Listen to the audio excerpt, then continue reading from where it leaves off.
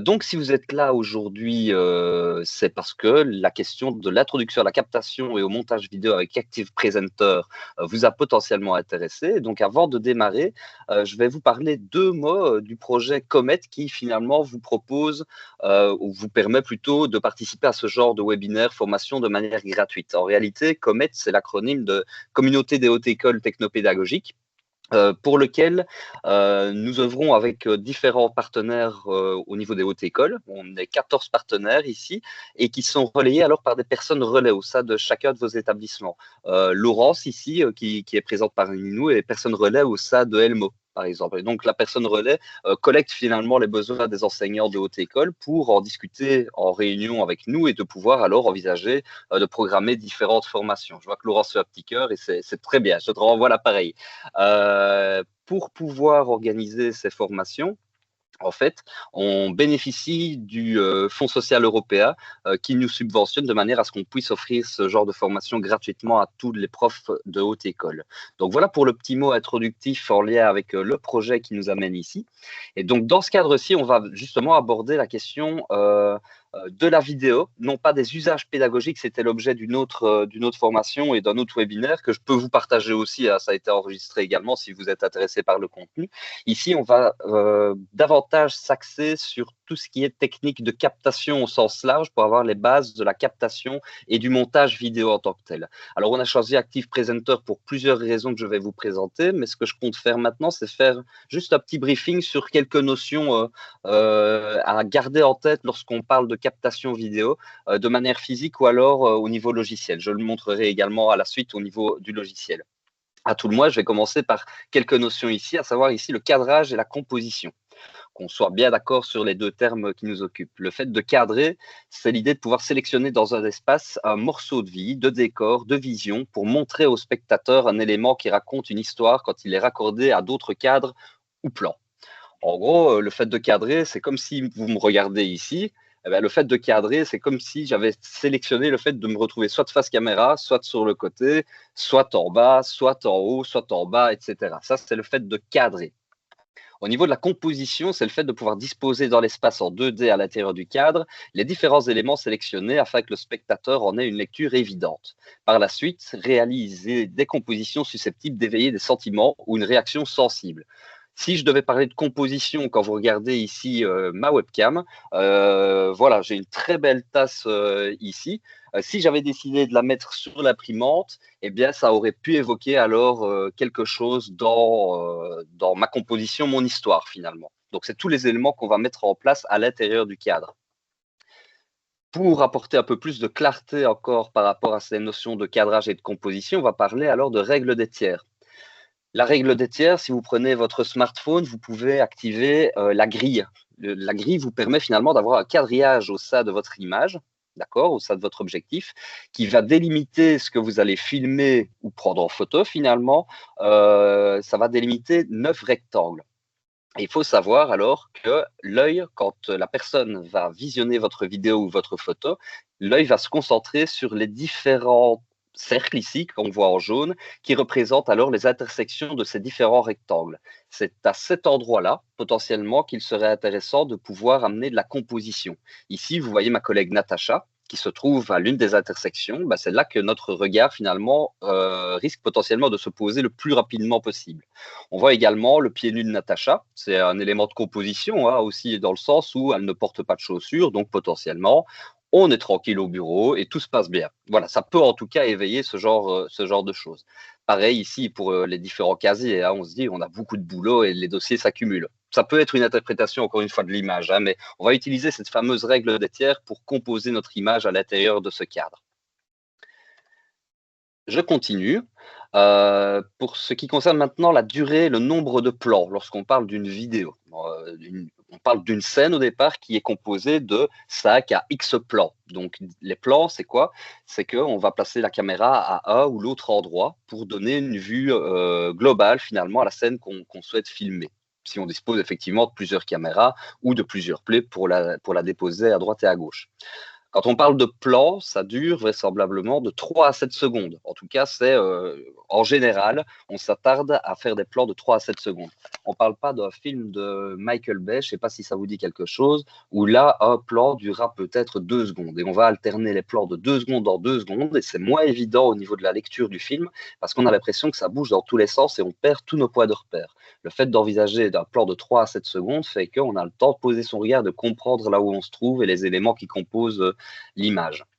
À l'exception forcément de l'interview. La plupart du temps, les interviews sont menées sur une table finalement avec 2 personnes. Bien souvent, il y a 3 caméras pour respecter une autre règle que je vais vous montrer par la suite. Mais l'interview, il est plus statique.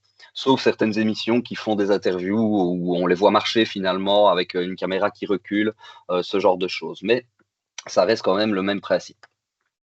Je continue toujours au niveau du cadrage et de la composition. On parlait de l'interview. Idéalement, on parlera de la règle des 180 degrés.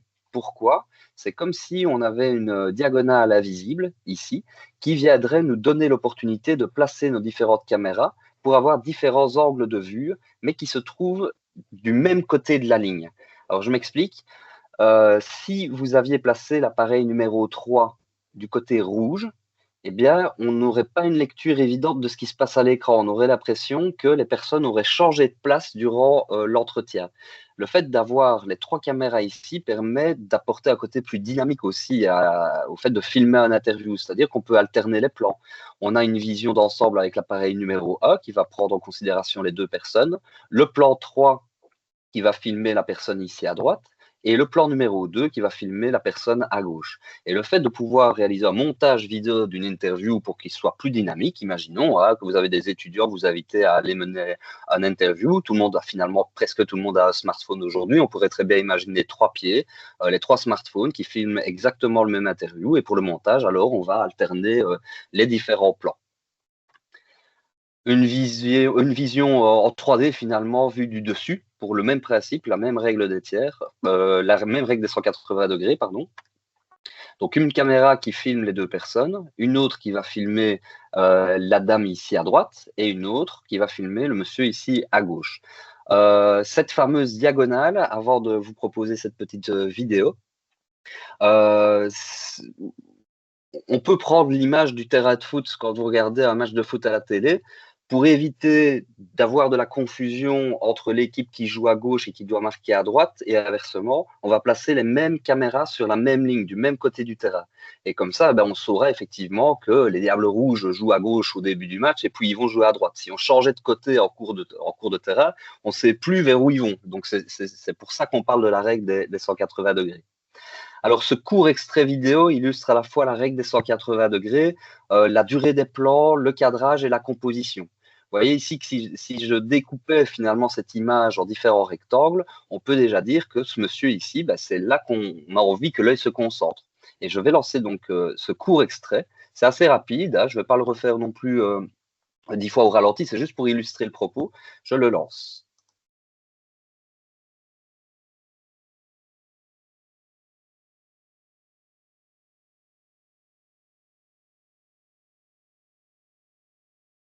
Donc voilà pour ce court extrait finalement qui vient illustrer les différents propos que je viens de tenir. Une autre explication finalement qui est tenue ici par Karim Debache. Je vous la propose, mais je vais alors reproposer de repartager mon écran parce que je n'ai pas inclus le son de la vidéo et donc ça ne vaut pas la peine si vous n'avez pas le son. Donc voilà, c'est parti. Normalement, vous devriez pouvoir entendre la vidéo lorsque je vais la lancer. Tiens, je vais prendre un exemple pour que vous me compreniez mieux. Parlons de la règle des 180 degrés. C'est une règle de mise en scène qui concerne les champs contre champs. En gros, si 2 personnages sont en train de dialoguer, on trace une ligne virtuelle entre les deux et la règle dit que si la caméra se trouve d'un côté de la ligne pour filmer le premier personnage, elle doit rester de ce même côté pour le contre-champ sur le second perso. Qu'est-ce que tu fais là, dans cette médiathèque flambant neuve? Mec, je pense qu'il faut qu'on arrête ce qu'on est en train de faire. C'est une règle basique qu'on apprend très tôt et qui permet aux spectateurs de ne jamais être perdus dans l'espace. La quasi-totalité des films qui sortent au cinéma respectent scrupuleusement cette règle, ne la trahissant qu'à quelques occasions pour des effets de style. Tu veux dire quoi, qu'on arrête de parler de films? Non, pas qu'on arrête de parler de films, il faut juste qu'on arrête de chercher volontairement les pires films possibles. Mais si un film transgresse cette règle par erreur, la scène devient confuse et difficile à suivre. Pourquoi? Parce que si je fais cette émission, c'est que j'adore le cinéma et j'en ai ras le cul, j'ai envie de commencer à parler de bons films. qui parlent de jeux vidéo. Il y en a. Il y en a pas beaucoup, certes, mais il y en a. C'est toi qui vois.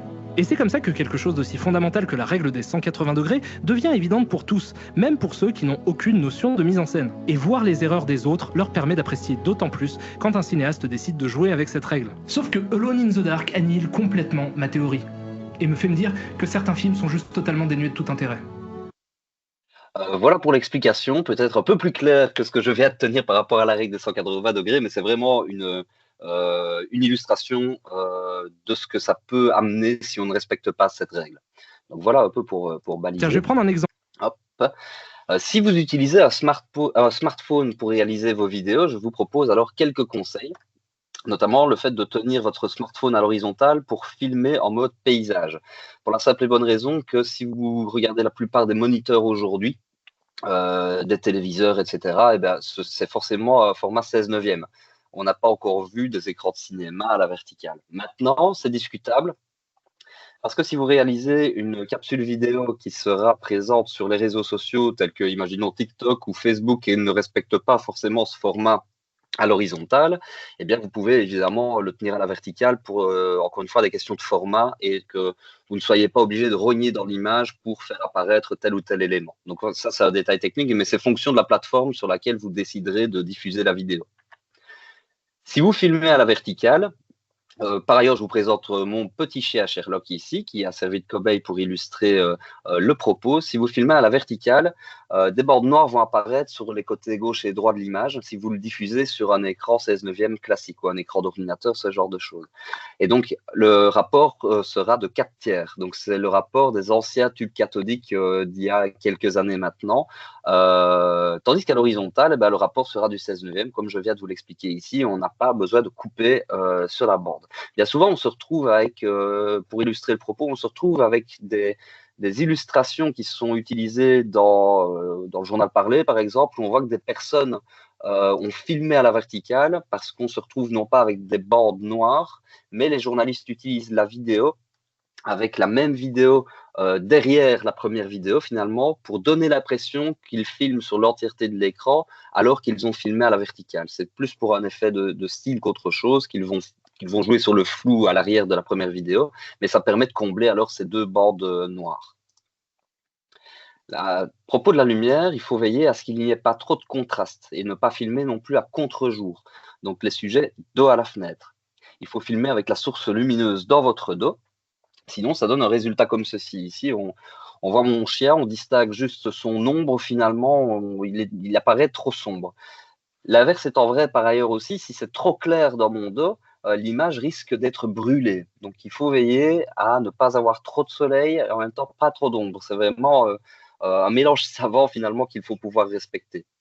Idéalement, si vous souhaitez filmer, eh bien, on a de la chance d'être en Belgique parce que le temps idéal pour avoir une belle luminosité, c'est un temps qui est plutôt gris, plutôt orageux, entre guillemets, donc une lumière blanche, mais pas trop agressive non plus. Donc, si vous devez filmer quelque chose, sortez peut-être pas le parapluie, mais attendez qu'il fasse assez clair et un peu, voilà, un peu plus gris finalement. C'est le rapport idéal.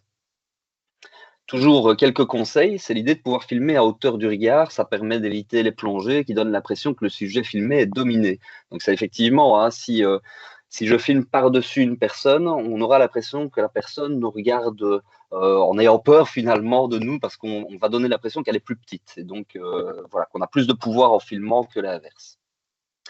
Voilà, je vous parlais de Michael Bay, c'est pas nécessaire non plus de rythmer sa vidéo avec des plans d'une seconde en alternance. Ici, c'est vraiment l'idée qu'on puisse alterner certains plans pour apporter un côté plus dynamique, comme je vous parlais alors de la question de l'interview, en alternant parfois des plans éloignés, des gros plans, des plans fixes, des plans mobiles. Même si c'est plus complexe à mettre en place, les plans mobiles, parce qu'on va parler alors de d'autres types d'équipements, on n'a pas toutes et tous des rails de fixation pour le faire avancer sur un travelling ou ce genre de choses, et on n'a pas tous non plus des pieds qui nous permettent d'être stabilisés au niveau de notre appareil si on bouge. Pour le montage ici, je vous invite à penser à filmer 5 secondes avant et après la séquence.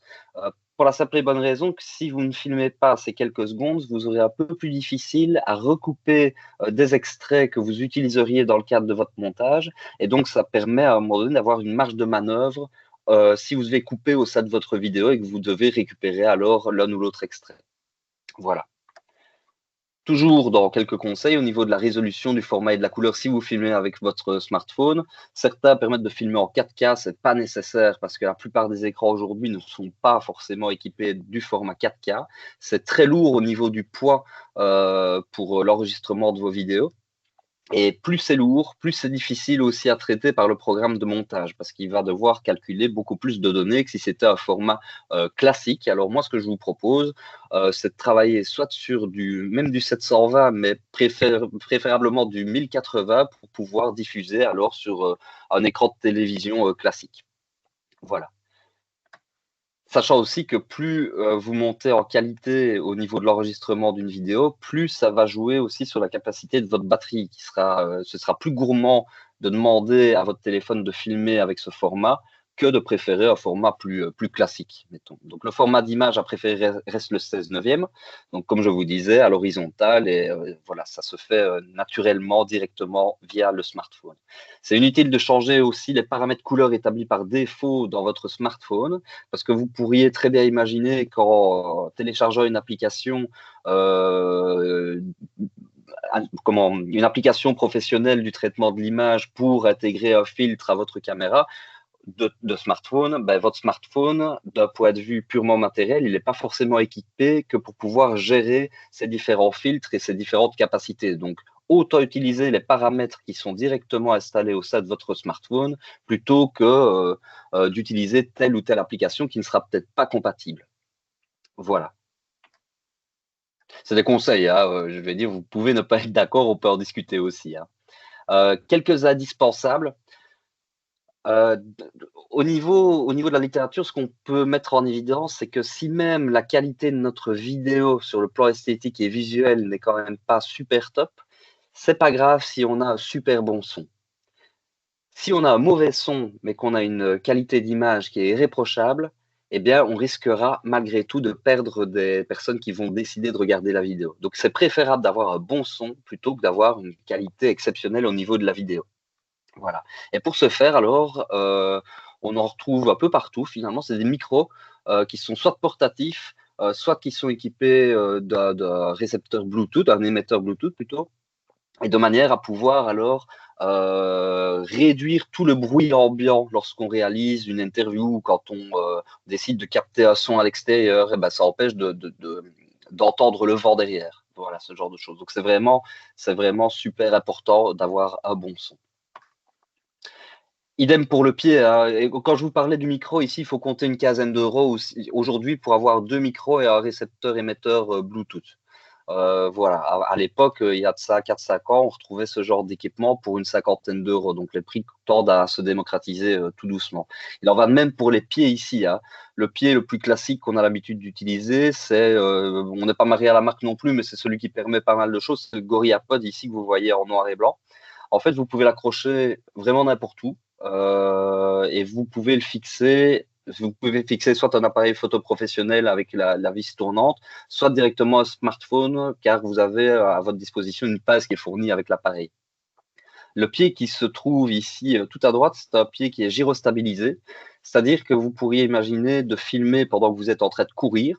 Ce serait impossible avec un autre pied, dans le sens où celui-ci permet d'avoir une réduction du mouvement finalement qui ferait qu'on a l'impression que ça tremble. Donc ça évite le tremblement finalement et donc vous avez un plan fixe même en marchant.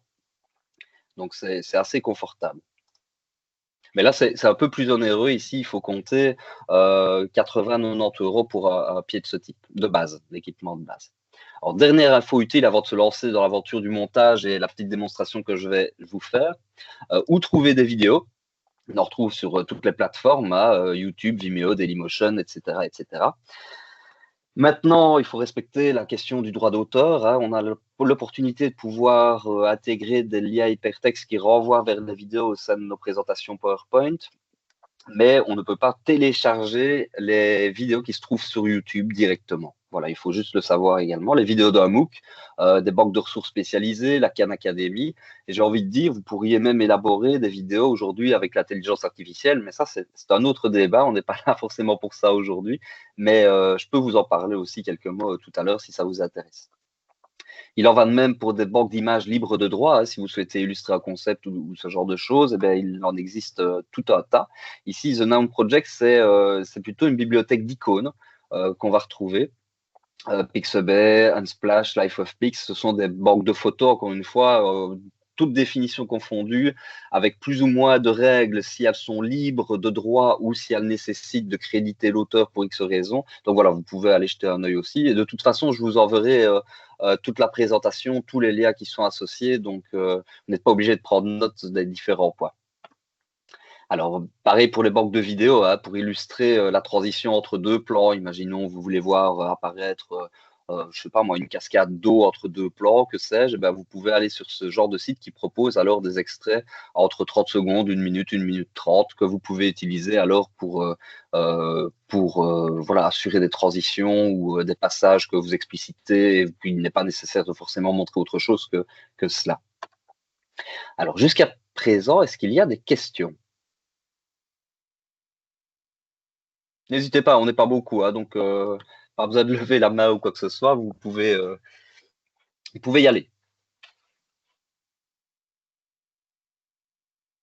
Eh ben, super, Laurence. Alors, je continue.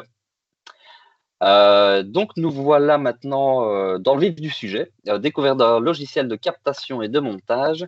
J'ai une petite question, je ne sais pas si vous avez toutes et tous eu l'occasion d'installer le logiciel Active Presenter. Si vous n'avez pas eu l'occasion, c'est pas grave. Hein, ce que je compte faire aujourd'hui, pour ne pas que ça dure non plus 3 heures, parce qu'on pourrait vraiment y aller très en profondeur, c'est juste que je ferai la démonstration de ce qu'il est possible de faire et vous m'arrêtez alors en cours de route si vous ne comprenez pas telle ou telle manipulation, si c'est OK pour vous. Comme ça, eh ben, on gagne un peu de temps et après, vous pourrez revisionner alors les différentes illustrations. Donc, si vous avez installé Active Presenter, en tout cas, je vois Laurence qui dit oui, mais qu'elle n'a pas du tout testé. Ben, il n'y a pas de problème, on va pouvoir le tester. Les personnes qui l'ont installé peuvent tester en même temps que moi les différentes manips. Il n'y a pas de souci non plus. Pourquoi Active Presenter? On a fait un petit tableau ici comparatif des logiciels de montage ou de capture. Et on a décidé de travailler sur Active Presenter parce qu'il donne la possibilité à la fois de capturer, donc faire de la captation vidéo, du montage. Il est disponible sous iOS et sous Windows. Il y a une version payante, mais très honnêtement, la version gratuite permet énormément de choses par rapport à d'autres logiciels aussi qu'on ne va pas aborder ici, mais en tout cas qui offrent pas mal de possibilités.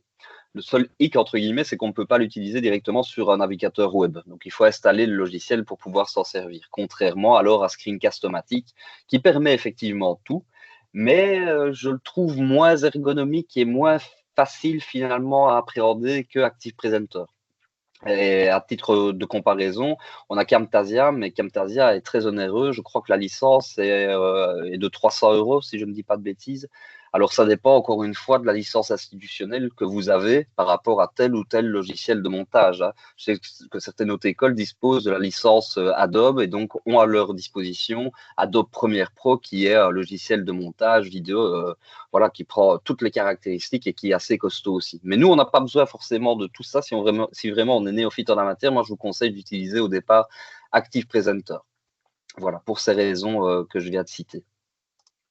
Alors, Active Presenter, pourquoi? Parce qu'en plus, il est open source, c'est-à-dire que le code est rendu disponible. Si on a des compétences informatiques au niveau du codage, ben, on peut proposer alors différentes options que le logiciel peut intégrer au travers de différentes mises à jour qui ont lieu assez régulièrement. Ça fait de la capture et du montage en un seul logiciel. Alors, quand je dis de la capture, ce n'est pas l'idée qu'on va prendre son ordinateur portable, qu'on va retourner la webcam et qu'on va faire de la captation comme ça. Ce n'est pas du tout ça. L'idée de la captation par logiciel de montage vidéo, c'est de pouvoir enregistrer ce qui va se passer sur notre écran. Donc, on peut faire du diaporama commenté, on peut faire du screencast, on peut faire différentes choses, je vais y venir. Mais tous les logiciels ne permettent pas forcément cela. Donc, les deux sont compris dans le même logiciel. Et ça, c'est assez chouette. Donc, je vous le disais, la version gratuite très complète, compatible PC et Mac. Ce que je vais faire, c'est vous présenter l'interface Je ne vais pas faire un premier essai non structuré, je vais juste vous montrer à quoi ça ressemble. Hop. Alors voilà, quand on est sur Active Presenter, peut-être que le premier élément qui saute aux yeux, c'est que c'est assez semblable à ce qui se passe dans la suite Office. On retrouve effectivement un ruban, couleur bleue ici, avec différentes options. On a l'accueil, on a la possibilité d'insérer différents éléments. Je vous montrerai aussi insérer des questions, jouer sur des notions de design, de transition, d'animation, exporter en différents formats. Hein. Voilà, tout ça. Mais nous, ce qui nous intéresse ici par rapport au logiciel de montage et de captation, c'est le fait qu'il est possible d'enregistrer ce qui se passe sur son écran, mais surtout ce qui différencie la suite Office finalement d'un logiciel de montage, c'est tout ce qui se passe ici. C'est au niveau de la ligne du temps. Et à chaque élément de la ligne du temps correspond un élément de la vidéo qu'on va créer.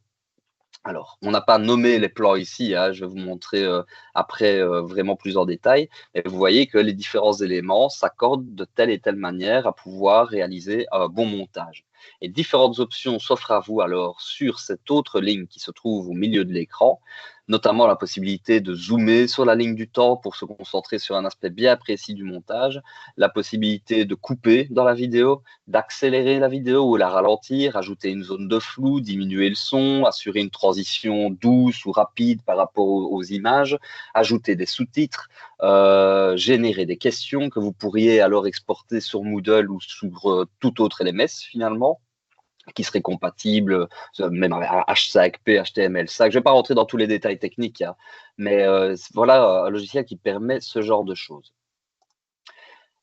Pourquoi pas Camtasia? Parce que Camtasia est quand même plus costaud, comme je vous disais. Il est payant, il coûte très cher, mais il permet aussi la capture et le fait de monter en un seul logiciel. Il est beaucoup plus intuitif que Active Presenter, c'est sûr, mais il est fort limité aussi par rapport aux licences institutionnelles, comme je vous en parlais. Ici, on a intégré cette diapositive parce que certains établissements en disposent. Et donc, si vous voulez que je vous montre un exemple et si vous avez effectivement la licence, je peux en profiter pour vous le montrer aussi. Voilà. Quand je parle de bibliothèque de tutoriels fournis et de qualité, il en va de même sur Active Presenter. Hein. Vous allez sur le site Atomy System, vous aurez toute une banque de tutos qui sont vraiment très, très bien fichus.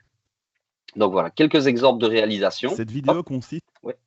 Cette vidéo consiste en un rachat d'une monnaie en raison du pouvoir d'achat d'une monnaie en raison d'une augmentation générale des prix. Le second principe, celui de cohérence, postule que les différents éléments d'une ressource multimédia doivent être clairement en lien. Par exemple, si l'on veut faire comprendre ce que sont l'inégalité, l'égalité et C'est un exemple, hein, somme toute très simple à réaliser, qu'on peut faire avec Active Presenter. Voici un autre exemple. produit par la société Atomy System. L'objectif n'est pas de vous expliquer comment utiliser toutes les fonctionnalités, l'idée est plutôt de vous montrer les manipulations minimum à connaître pour réaliser une capture et un montage, puisque ce sont les deux possibilités de ce logiciel. Pour cette première vidéo, nous nous centrerons sur la découverte de l'interface. Pour télécharger le logiciel, vous devez vous rendre sur la page atomysystem.com/activepresenter. Je ne vais pas mettre tout l'extrait hein, parce qu'on va le faire ensemble de toute façon, mais vous venez de remarquer qu'il y a possibilité d'intégrer des vidéos au sein d'une vidéo, de réaliser des zooms, des dézooms, ce genre de choses, de manière assez simple finalement. Ici, c'est un autre exemple. Hein. C'est l'exemple qu'on va essayer de réaliser ensemble aujourd'hui, finalement.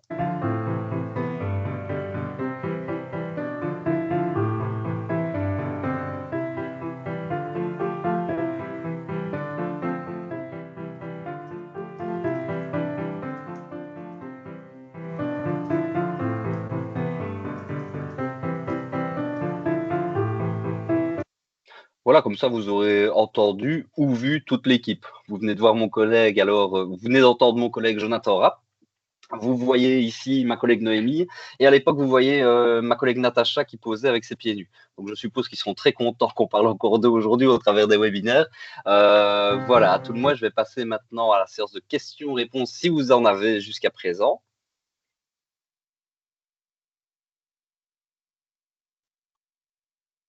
Ou si vous en avez en cours de route, n'hésitez pas à intégrer dans le chat, hein, pas de souci. Ok, super. Alors, je continue. Hop. On va passer aux exercices. Normalement, vous avez toutes et tous reçu le lien vers le Padlet qui comprend alors différentes infos. Je vais directement y aller pour vous montrer alors si vous n'avez pas réussi. Voilà, vous arrivez ici sur le Padlet capsule vidéo pédagogique et vous aurez besoin, si vous souhaitez réaliser l'exercice en même temps, des différents plans et logos et musique qui se trouvent dans la colonne ressources, plans, logos et musique. Alors pour télécharger, c'est assez simple, vous allez sur les 3 petits cercles en haut à droite de chaque vignette et vous cliquez dessus pour ensuite télécharger la pièce jointe. Voilà, ça c'est juste l'info. Vous avez les exercices ici. Moi, je les ai sortis. Hein, vous verrez ma petite anti-sèche de temps en temps pour savoir où j'en suis au niveau des exercices. Mais donc, nous, ce qui nous intéresse ici, c'est vraiment la deuxième colonne. Si vous voulez prolonger la réflexion, je vous ai mis quand même des ressources théoriques en lien avec les usages pédagogiques de la vidéo potentiels qui peuvent exister.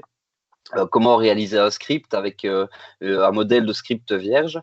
Vous avez aussi, mais ça c'est dans les exercices complémentaires, je pense pas qu'on va le réaliser aujourd'hui, c'est le fait de pouvoir faire un diaporama commenté.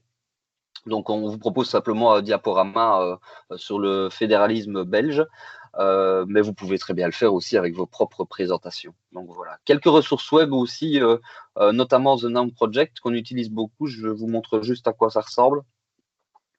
Le seul hic avec The Noun Project, c'est que c'est en anglais. Vous pouvez le traduire, hein, mais la barre de recherche fonctionne avec le langage anglais. Donc, si je mets par exemple Recycle, voici le genre d'image que vous pourriez obtenir. L'intérêt de cette banque de ressources, c'est que ce sont des images qui sont au format PNG. Donc, vous pouvez les agrandir, les étirer autant que vous voulez. Il n'y aura pas de perte au niveau de la qualité. Elle ne se pixelisera pas. Vous pouvez aussi changer la couleur et les traits changeront de couleur, etc. de manière très, très rapide. Donc, voilà. Et là, c'est libre de droit, encore une fois. Voilà pour The Noun Project. Powtoon, voilà, c'est pour créer des vidéos assez sympas. Maintenant, ça a des limites aussi. C'est en ligne, ça permet pas mal de choses, mais c'est vraiment, c'est basé sur des templates que vous utiliserez alors pour pré-mâcher le travail du montage.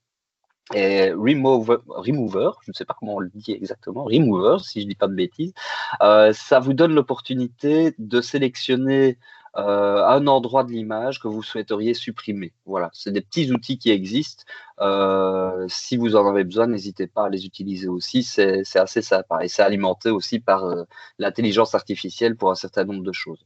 Mais si vous êtes intéressé par les questions d'outils d'intelligence artificielle, je ne sais plus si je vous l'ai partagé au sein du mail, mais si je ne l'ai pas fait, en tout cas, je vous enverrai un autre Padlet alors qui reprend tout un ensemble alors d'outils qui peuvent être utilisés dans le cadre du montage vidéo. Voilà pour les différentes infos en lien avec le Padlet. Maintenant, ce qu'on va faire, c'est directement alors se lancer dans l'aventure.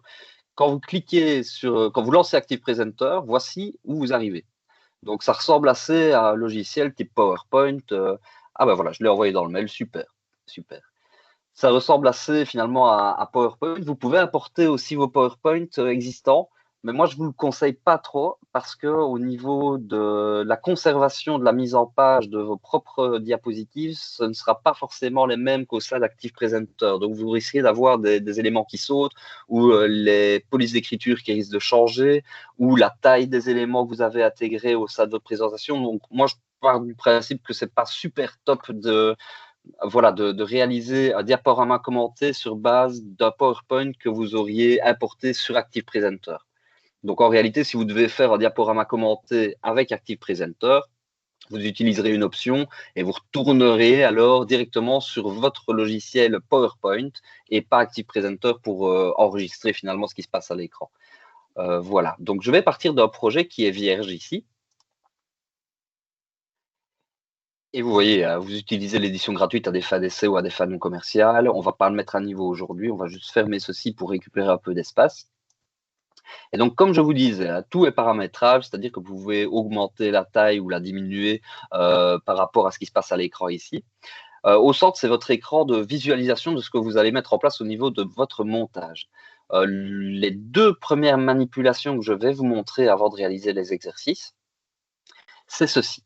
Vous cliquez dans un coin vierge de la page finalement, et vous glissez jusqu'à l'autre bout de manière à sélectionner les 2 éléments ici, que vous allez ensuite supprimer. Pourquoi est-ce que j'ai fait ça? Parce que si vous décidez de réaliser une transition entre deux vidéos, imaginons un fondu au noir entre deux vidéos, eh bien, le système va considérer qu'il y aurait un espace vide malgré tout entre ces deux vidéos. Et lorsqu'il y aura cet espace vide, vous verriez apparaître les deux carrés, les deux rectangles que je viens de supprimer ici, et donc la transition serait vraiment pas belle. Donc ça, c'est le premier élément à faire.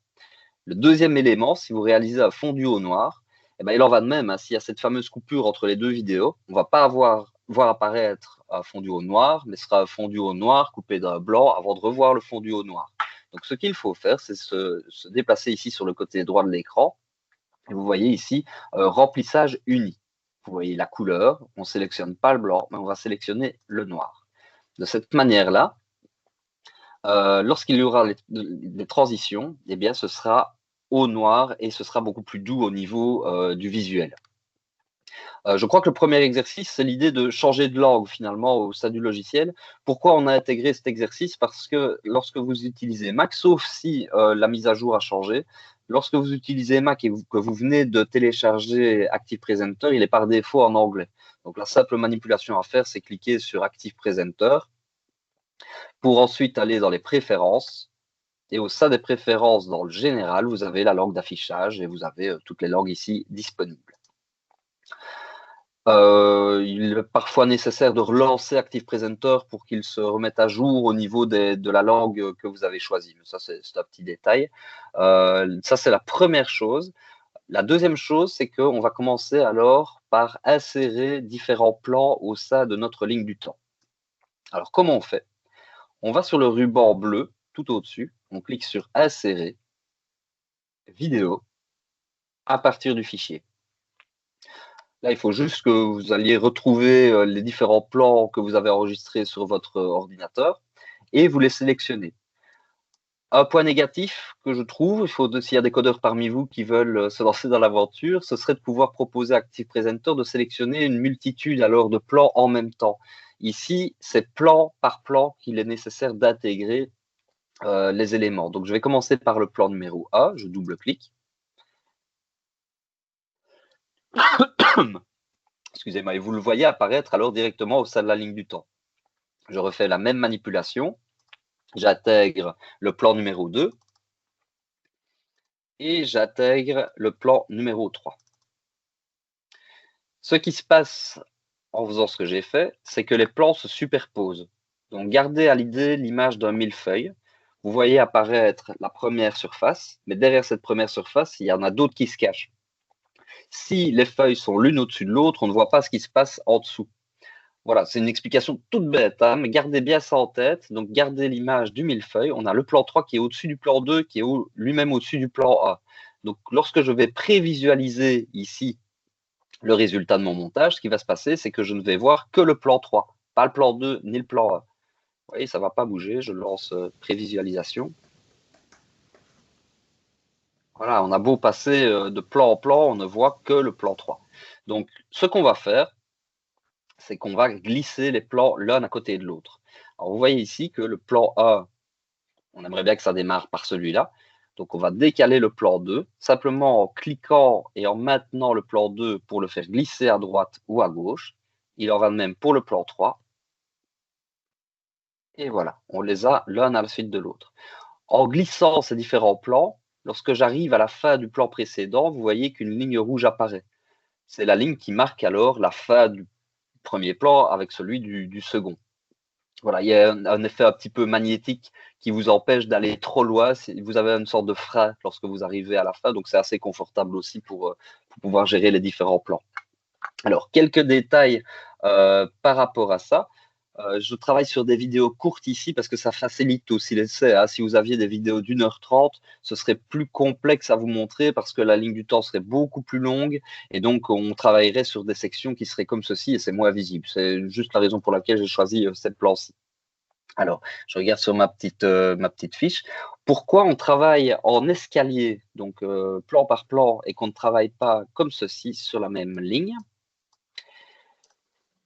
Parce que quand on voit la ligne concernant les vidéos et qu'on n'y connaît pas grand-chose au niveau du montage, on aurait peur de ne pas savoir s'y retrouver. C'est-à-dire que si je fais une fausse manip ici, imaginons ceci, hop, voilà. Ce que je viens de faire, en fait, je viens de réduire la vidéo malgré moi. Je ne me suis même pas rendu compte que si j'avais été en escalier, hop, ça ne se serait pas vu de la même manière, si vous voulez. On pourrait faire d'autres choses. Je m'explique. Ici, je vais le remettre en escalier. Je clique droit et je la descends dans une nouvelle ligne. Je la descends dans une nouvelle ligne. Je me rends compte que le plan 3 devrait être à la fin. Donc, ce que je vais faire, je vais remonter mon plan 2 et descendre mon plan 3. Donc, clic droit, descendre dans une nouvelle ligne. Pourquoi est-ce que donc je travaille en escalier? C'est parce que si le morceau ici, mettons, du plan 3 m'intéresse toujours, ou en tout cas les quelques secondes ici m'intéressent, ce que je peux faire, c'est le faire reglisser sous le plan 2, parce que je sais que là où je me trouve au niveau du plan 2, on ne verra pas le plan 3. Mais cette séquence existera toujours si j'en ai besoin à un autre moment dans ma vidéo. C'est pour ça que je travaille en escalier. Voilà. Maintenant, on peut discuter. Hein.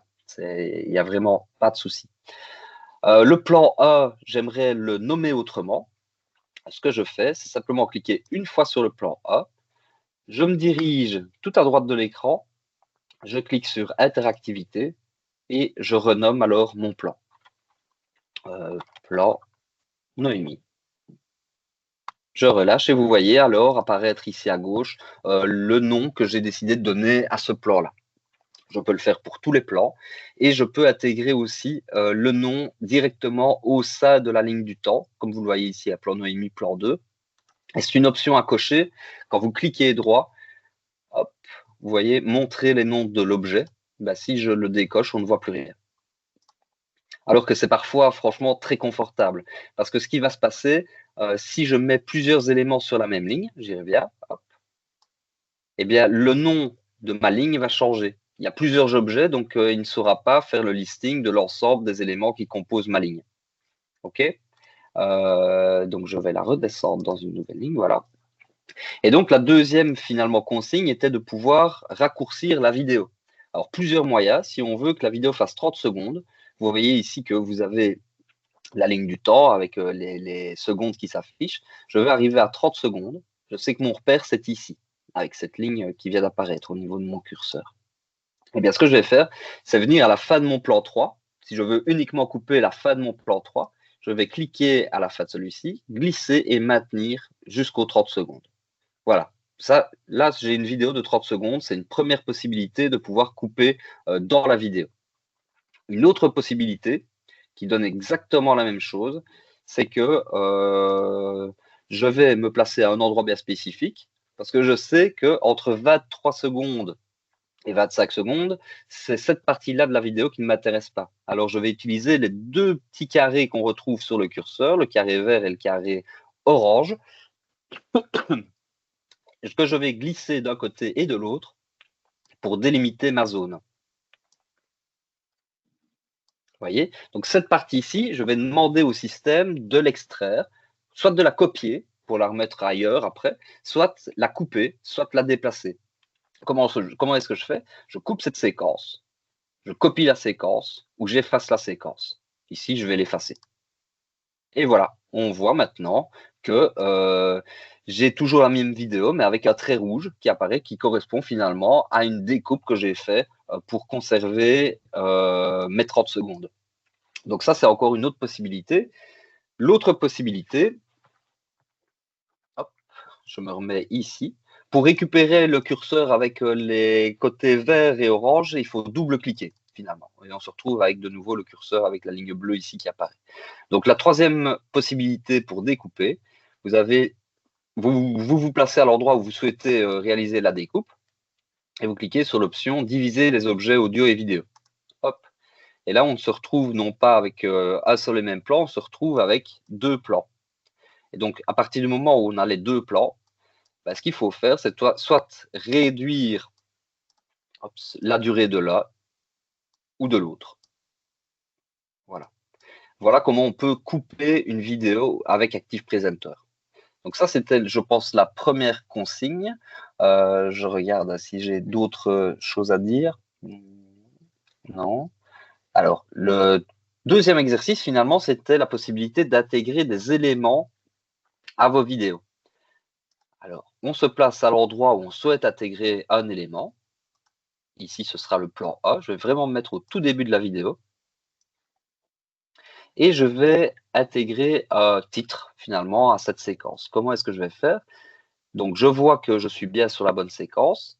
Je sais que je suis sur la bonne séquence parce que les points verts apparaissent au niveau de la fenêtre de prévisualisation. Et ce que je fais alors, c'est que je clique sur « Insérer une légende ». Vous voyez que le petit icône de ma souris a changé. Et en fait, je peux sélectionner l'endroit où je vais faire apparaître ici du texte. Vous voyez, je relâche. Vous voyez que le curseur apparaît et je vais l'appeler alors extrait numéro A. Je resélectionne ce que je viens d'écrire et vous voyez que je peux changer la police, je peux changer la taille de la police, je peux changer tout finalement comme la suite Office ou ce genre de choses, changer la couleur. Voilà, le mettre en surlignage ou pas de surlignage, ça peut aller vraiment dans tous les sens. Et donc, vous voyez que quand j'ai inséré cet élément, est venu se rajouter alors un élément sur ma ligne du temps. Alors, je peux soit l'allonger, soit le rétrécir. Je peux également le déplacer au travers de ma séquence. Si je le déplace, mettons ici, alors que la vidéo démarre ici, lorsque j'arriverai au moment de la lecture ici, je verrai apparaître l'élément extrait numéro A. On va faire le test. Et forcément, il disparaît quand je suis passé finalement au-delà de cet extrait. Je peux également le renommer, même principe. Je ne veux pas l'appeler légende 7, je veux l'appeler par cette option-ci, extrait numéro A. Et vous voyez que ça arrive directement ici. Mais je peux aller plus loin pour s'y trouver. Titre, extrait numéro A. Voilà. Est-ce qu'il y a des questions jusqu'à présent? Est-ce que je vais trop vite, peut-être trop lentement? Je ne connais pas vraiment vos compétences à toutes et tous par rapport au montage vidéo. Donc, franchement, n'hésitez pas à me couper.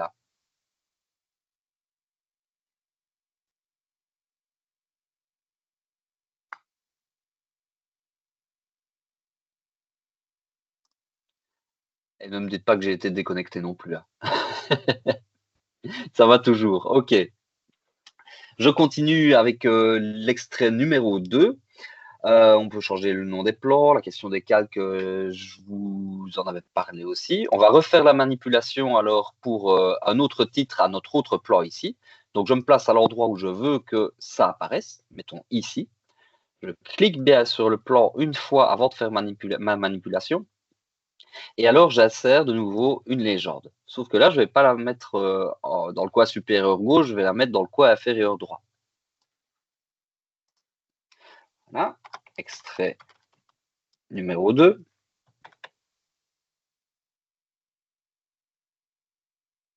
Hop, voilà, je change la couleur de la police parce que c'est sur un fond noir. Je vais mettre en taille 60, je le souligne et je me mets en gras ici. Voilà, j'allonge la durée d'apparition. Et vous voyez que ça s'est placé directement au-dessus de mon plan numéro 2. Maintenant, si je veux avoir tous les éléments visuels sur une seule et même ligne, je peux le faire aussi. Il suffit alors que je remonte sur la première ligne pour avoir tous mes titres ici, mais qui se sont transformés alors au niveau du titre en objet. Et donc, pour s'y retrouver, là, je peux voir titre, extrait numéro A. Et là, je n'aurai qu'à renommer finalement par autre chose, extrait numéro 2.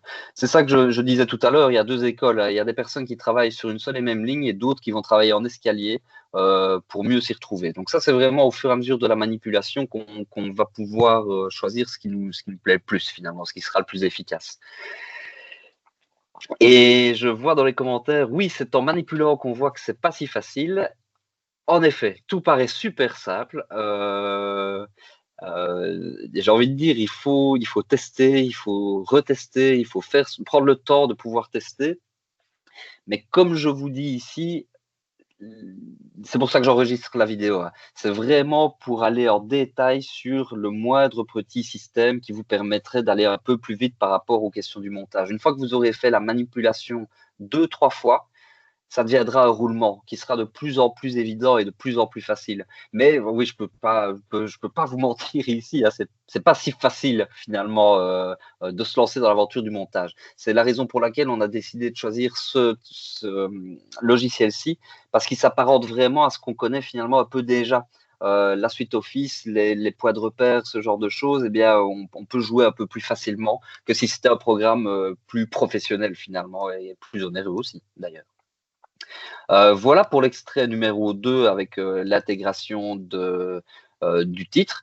Mais vous pourriez très bien imaginer aussi, ça figure pas dans les exercices forcément, mais vous intégrez une forme, imaginons un ovale ici, c'est pareil, hein. Donc insérer, forme, vous cliquez sur la forme de votre choix, vous cliquez à l'endroit où vous voulez le voir apparaître. Voilà, et vous voyez la forme alors qui apparaît ici, que vous allongez et que vous reculez, et que vous rétrécissez, pardon. Donc voilà pour les différentes formes. Mais en plus des différentes formes, titres, écrits, etc., vous pouvez intégrer aussi du son. Donc je vais insérer du son à partir du fichier là où je l'ai enregistré. Voilà. Et là, vous voyez que ça ne va pas, ceci. Il faudrait que je le mette directement sur une nouvelle ligne parce que j'ai mon titre extrait numéro 2 qui arrive ici. En même temps, j'ai la musique qui va démarrer ici. Mais moi, j'ai envie que la musique démarre en même temps que le début de la vidéo. Donc, ce que je vais faire, c'est la reglisser sur la première ligne ici, clic droit, et je vais la monter dans une nouvelle ligne. De cette manière-là, je sais que cette ligne-ci correspond essentiellement à mon son et qu'elle ne sera pas entrecoupée par des éléments visuels. Le son étant invisible, eh bien, c'est pas parce que c'est un millefeuille que ça va m'empêcher de pouvoir l'entendre. Voilà. On va couper la musique parce que la musique est beaucoup plus longue que l'extrait vidéo que j'ai envie de monter. Donc, je vais me placer à la fin de ma vidéo. Et je vais utiliser alors cette option-ci pour diviser les objets audio-vidéo. En réalité, ça veut juste dire couper. Donc, je coupe comme si j'avais une paire de ciseaux. Et alors, cette partie ici, eh bien, je n'en ai pas besoin, donc je vais simplement la supprimer.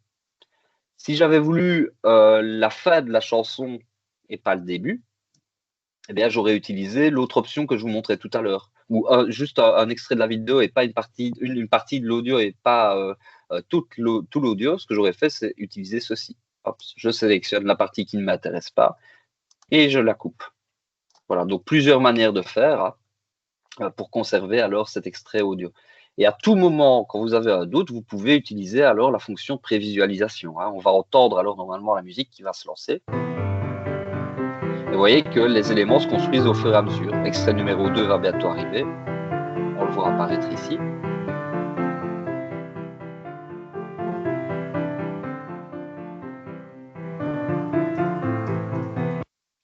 Voilà, quand je parlais des formes, des extraits, etc., c'est possible également d'ajouter, imaginons, le logo de l'institution. Donc, pour ce faire, insérer une image. Je vais prendre le logo de l'Uliège ici. Hop. Si je le vois apparaître, ça, c'est peut-être une des limites. Je vais voir où je suis. Hop. Et vous voyez, c'est sur la dernière ligne ici, objet, mais c'est tellement fin qu'il a préconfiguré la durée d'apparition à 0,00 secondes. Finalement, c'est comme si ça n'apparaissait pas. Donc, ce que je vais faire, c'est le faire apparaître sur beaucoup plus longtemps. Je veux en réalité qu'il apparaisse toute la durée de ma vidéo. Donc, je maintiens. Vu qu'il s'agit d'une image, plus j'étire, plus le temps d'apparition de l'image sera long. Voilà, je remarque ici que je suis encore en face d'un problème, je suis en face du plan 3, donc je vais descendre ceci dans une autre ligne. Comme ça, je ne suis plus bloqué par mon plan 3. Et j'arrive au bout de ma vidéo. Hop. Et là, qu'est-ce qui se passe? C'est vraiment exprès, hein.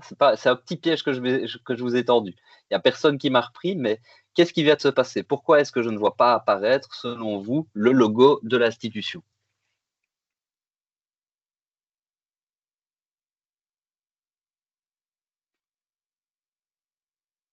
Parce que vous l'avez mis en dessous? Bien vu, exactement.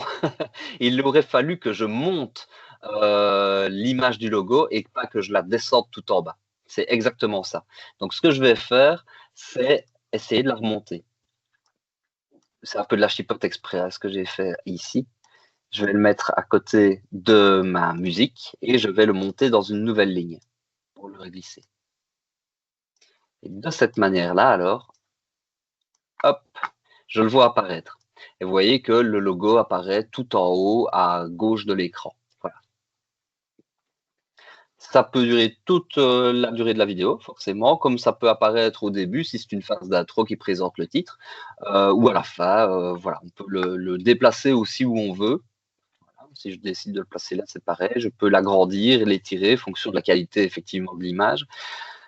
Mais une petite astuce qu'on ne vous dit pas forcément, c'est que si vous utilisez différentes fonctions qui sont disponibles dans la version gratuite, mais qui apparaîtront avec un filigrane lors de l'exportation, il faut savoir que le filigrane, qui correspond simplement au logo Active Presenter, hein, eh bien, il se présentera en haut à droite de l'écran. Donc, je vous invite à ne pas placer, si vous conservez la version gratuite d'Active Presenter et que vous décidez d'insérer une région de flou, par exemple, ça fera apparaître un filigrane, mais qui apparaîtra au-dessus du logo que vous avez installé. Imaginons que vous l'ayez placé ici, ben, on ne verrait plus votre logo, on verrait le logo Active Presenter. Donc, gardez juste ça à l'esprit si vous devez à un moment donné réaliser un montage et certaines options, eh bien, ne mettez rien dans le coin supérieur droit de la table de montage.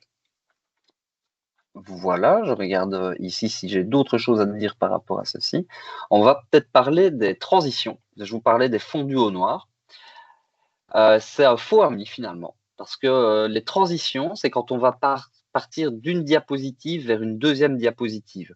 Ça fonctionne de la même manière que PowerPoint. Hein. Encore une fois, vous pouvez avoir plusieurs diapositives. Pourquoi plusieurs diapositives? Parce que vous pourriez imaginer d'avoir une diapositive qui correspond à une vidéo, une thématique, une deuxième diapositive qui correspondrait à une deuxième, une troisième, etc., etc. Donc, ce n'est pas les transitions qui vont nous intéresser, c'est bien les animations. Les animations, comment est-ce qu'on les réalise?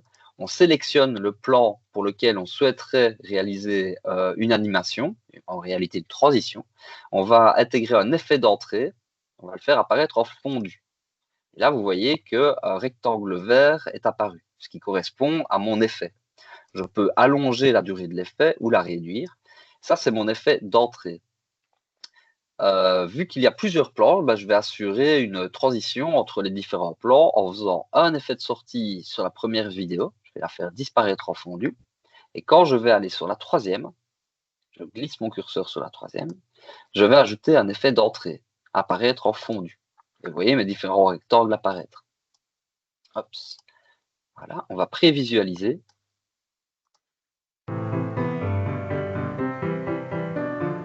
Voilà. Si je n'avais pas fait de fondu au noir, avec si je n'avais pas rempli uniformément de noir le fond de ma vidéo, eh bien c'est le blanc qui serait apparu vraiment au niveau de la jonction entre les deux plans. Vous voyez, c'est ce que j'illustrais tantôt en supprimant simplement ce qu'il y avait derrière, avec les cases qui faisaient apparaître du texte, etc. Donc si on n'avait pas fait ça, on aurait vu apparaître du texte. Voilà, et je peux vous montrer, hein, si vous le souhaitez. Hop. Je vais relancer un projet vide. Je vais insérer deux vidéos. Plan 1, plan 2. Voilà.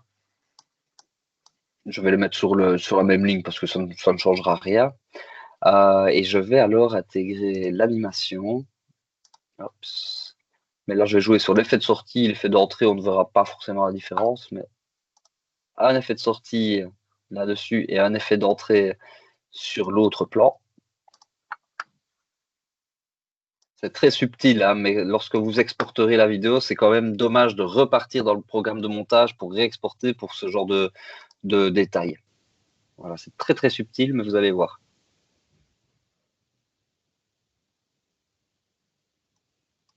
Évidemment, si je me mets sur le deuxième plan au lieu du premier, ça ne va pas aller. Voilà, je vais relancer.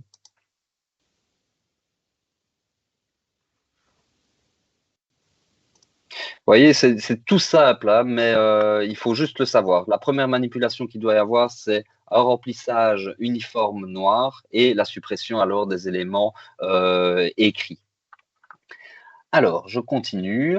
Si je décide d'intégrer un élément flou, donc imaginons, je vais supprimer la forme ici, je déciderai de flouter le visage de ma collègue. Comment est-ce que je fais? Ben, je me place à l'endroit où j'ai envie d'intégrer un flou. Voilà, vous voyez, avec ma ligne bleue qui me sert tout le temps ici. Et je clique sur cette petite goutte. Voilà. Et là, on me dit bien, la fonctionnalité n'est pas disponible dans la version gratuite, ça va ajouter un filigrane. On peut quand même l'utiliser, mais il y aura ce fameux filigrane.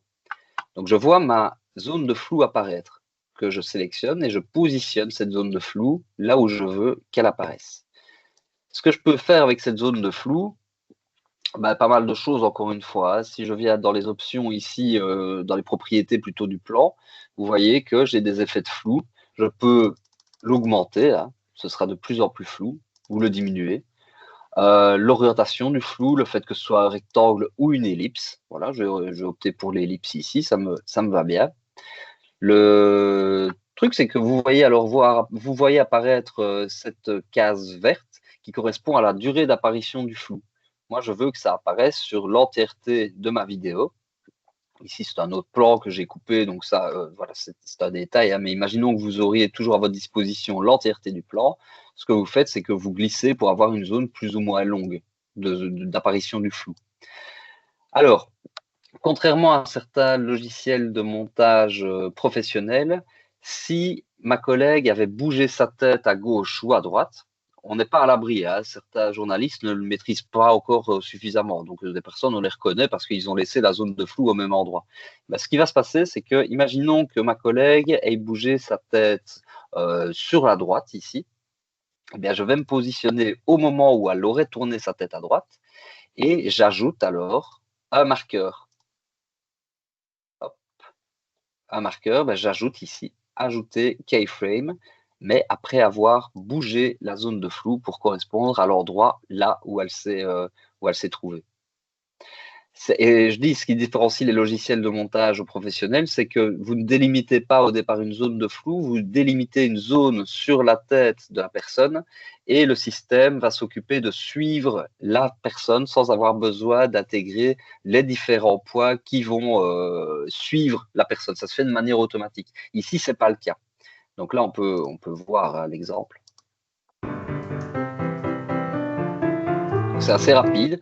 Mais au départ, la zone de flou était sur la tête de Noémie et elle s'est déplacée au fur et à mesure sur la droite. Voilà. Et ça, encore une fois, c'est des petits détails. Et parfois, c'est pas essentiel de réaliser tout ça. Parfois, on floute l'ensemble de la foule et ce genre de choses. Hein. C'est pas toujours utile. Alors, je continue. Floutage, oui. Vient maintenant la question de l'exportation et de la sauvegarde du projet. Alors, la différence entre l'exportation et la sauvegarde, c'est que la sauvegarde du projet, ça va sauvegarder, c'est bien le mot, votre projet, mais au format du logiciel. C'est-à-dire APPROJ, c'est l'extension du projet de montage ici. Si vous l'enregistrez, ça veut dire que vous pourrez revenir directement sur le logiciel pour le retravailler. C'est le format Active Presenter. Je vous invite et je vous supplie d'enregistrer, de sauvegarder votre projet, parce que si vous ne faites que l'exporter, vous obtiendrez toujours un millefeuille, mais qui sera devenu indécollable. Vous aurez non plus un escalier, mais vous auriez une seule et même ligne. Donc, si vous deviez modifier votre vidéo, imaginons vous en créez une cette année et vous estampillez la vidéo 2024, mais que vous comptez en réaliser une pour 2025, eh bien, si vous aviez exporté votre vidéo directement, vous ne pourriez pas changer le 2024 en 2025. Ou alors en faisant du bricolage, mais ce n'est pas le but. Donc, sauvegardez votre projet à l'extension du programme de manière à pouvoir le retravailler si vous avez besoin de réaliser une autre vidéo, mais avec le même générique, avec une autre date, par exemple. C'est toujours super important. Alors, je vous ai montré comment on sauvegardait, hein, ou comment on enregistrait le projet, donc simplement enregistrer, etc. Et avant de vous parler d'exportation, la grosse force de ce logiciel-ci, c'est que si vous n'avez plus le temps de réaliser votre montage, mais que vous avez sauvegardé votre projet, vous pourriez très bien mettre le projet sur une clé USB, le donner à un collègue, sans que le collègue ait besoin d'avoir à sa disposition l'ensemble des vidéos qui ont été utilisées pour faire le montage dans le disque dur, si vous voulez. Donc, si vous avez Adobe Premiere Pro ou Camtasia, si vous n'avez pas à votre disposition sur votre disque dur toutes les vidéos qui ont permis de faire le montage, vous ne pourriez pas continuer le montage. Ici, si même vous ne les avez pas, vous repartez des vidéos qui sont directement préenregistrées dans le projet et vous n'avez pas besoin alors de vous surcharger avec tous les extraits vidéo qui ne servent plus à rien dans ce cadre-là.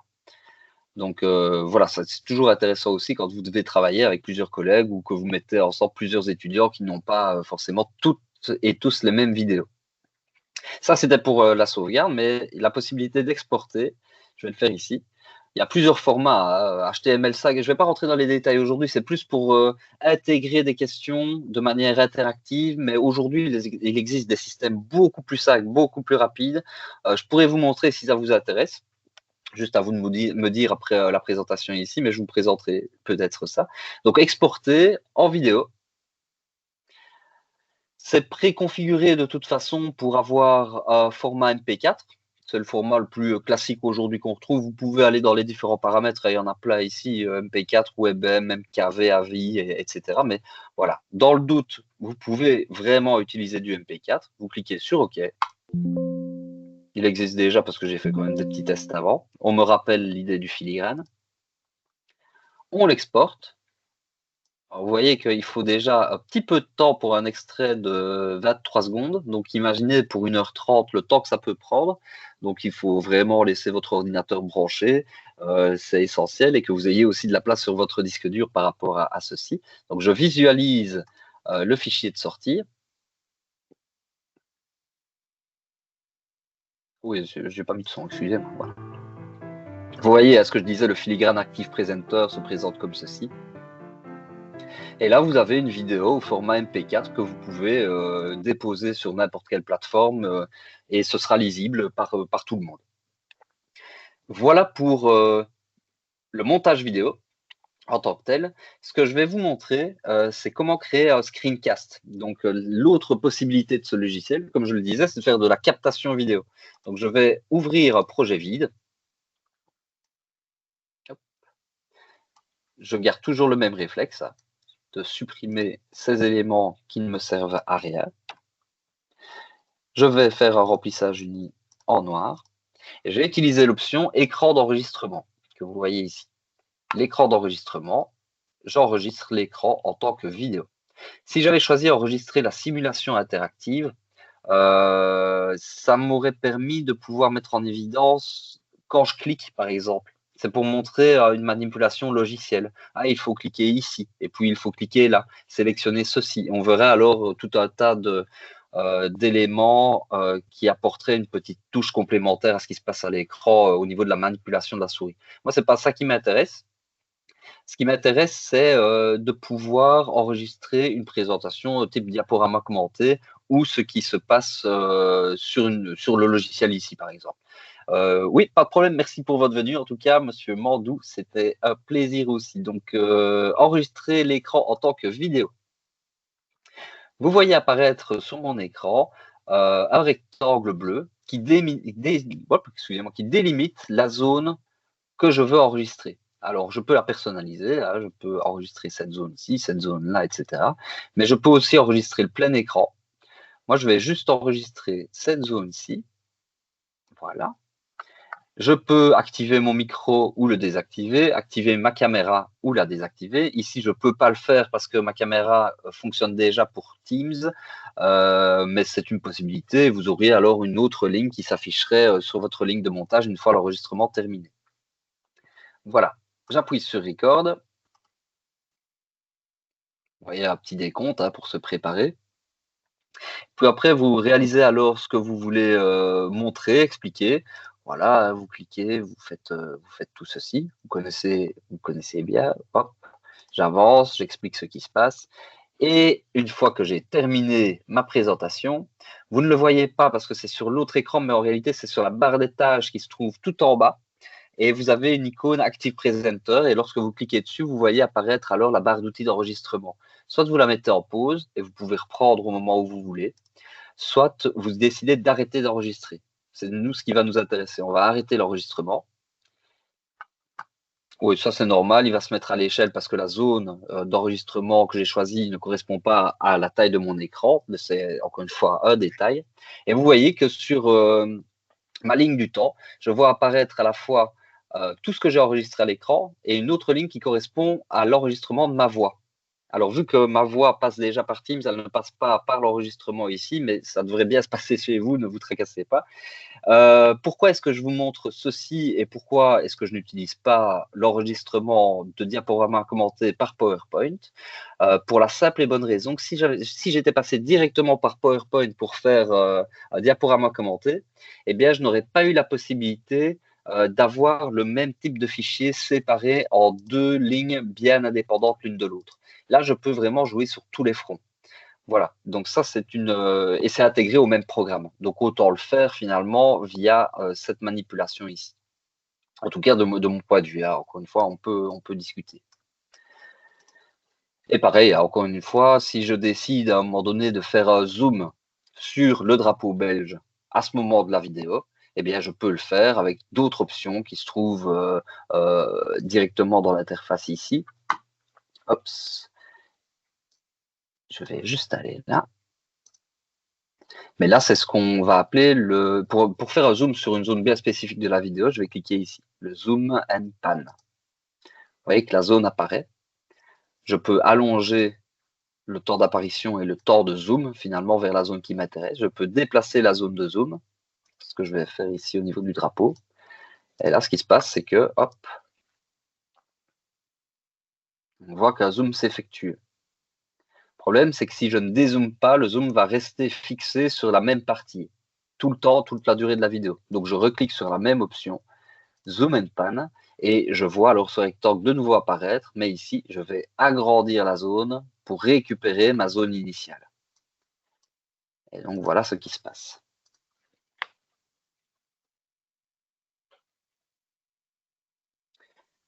Voilà pour les différents points que je voulais évoquer avec vous par rapport au diaporama commenté, le screencast.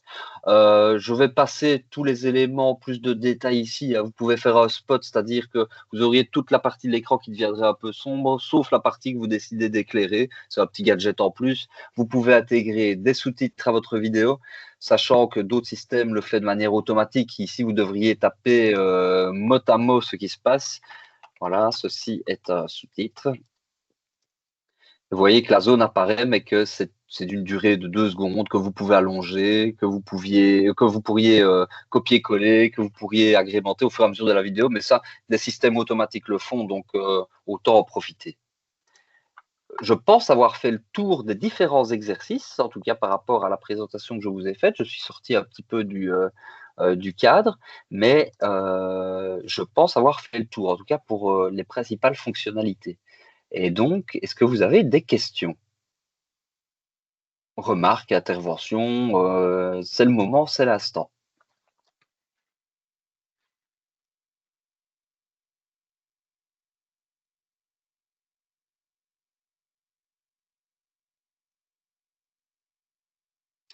Si tout est clair, ben, je vais vous donner un devoir, vous allez faire un montage pour la semaine prochaine et je peux, je peux proposer de regarder un petit peu, ce sera avec plaisir de toute façon, mais je vais peut-être en profiter avant de vous laisser pour vous montrer les différentes possibilités par rapport à quelque chose. Je vais vous montrer. Ops. Quand je vous parlais des outils d'intelligence artificielle pour nous faciliter la vie et quant au montage d'une vidéo, sachez juste que, je ne veux pas aller là. Hop. Forcément. Alors, je vais aller ici.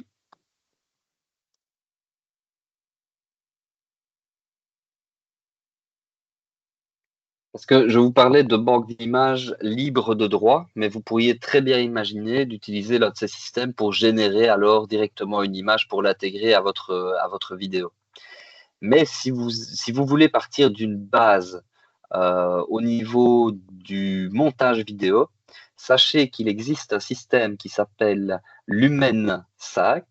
LumenSac, ça ressemble à ceci. Le temps que c'est gratuit, entre guillemets, hein, ça va devenir payant, même pour la version d'essai, à mon avis. En gros, ce que vous faites avec ceci, c'est que vous tapez simplement le script de votre vidéo et le système de LumenSac va vous générer une vidéo de 3-4 minutes que vous pourrez éditer à la suite. Donc, si vous n'avez aucune compétence en montage vidéo, vous pourriez très bien partir de cette base-là. Je vais vous montrer un exemple de ce à quoi ça peut ressembler.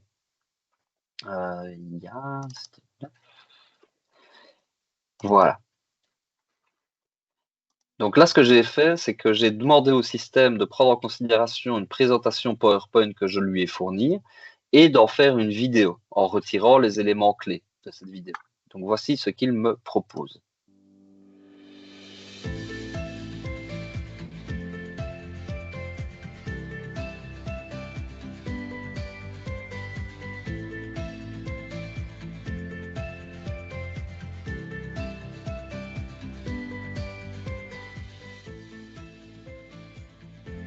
Alors, je vous montre ça pourquoi? Parce que les images générées sont des images issues de l'intelligence artificielle, donc la question des droits se pose encore différemment, mais ce sont des créations originales qu'il est possible alors d'éditer dans un logiciel de montage tel qu'Active Presenter après. D'accord? Donc, si un chiffre ne vous arrangeait pas ou si voilà, j'aurais voulu mettre 20%, ben, vous pourriez très bien utiliser la vidéo qui a été pré-réalisée pour intégrer les éléments qui vous conviennent. Voilà, c'était la petite parenthèse IA. À mon avis, il y aura d'autres webinaires, formations en lien avec cette question. Pour tout ce qui touche à l'ingénierie pédagogique dans le cadre des cours, etc. On en rediscutera, en tout cas, c'est un projet. Mais sachez que ça existe. Et sur cette petite parenthèse, eh bien, moi, j'ai terminé de mon côté. J'espère que ça vous a plu et il ne faut surtout pas hésiter à revenir vers moi si vous avez la moindre question, la moindre envie par rapport à une thématique de formation ou de webinaire. Voilà, je reste entièrement à votre disposition.